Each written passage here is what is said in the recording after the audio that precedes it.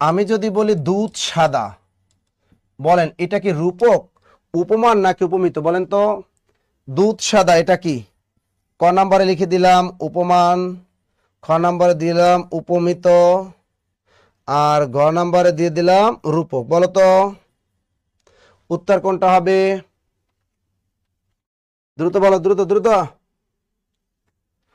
আমাদের সাথে আব্দুর রাজ্জাক শেখ আছেন, আমাদের সাথে তাসনিয়া আছেন, আমাদের সাথে আছে রাব্বানি ইসলাম।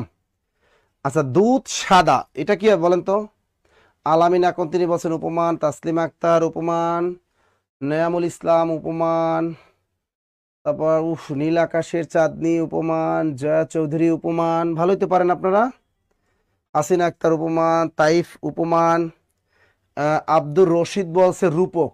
ভাই আব্দুর রশিদ, আপনি দেখেন, আপনি বলছেন এটা রূপক, আমি রূপক বলছি।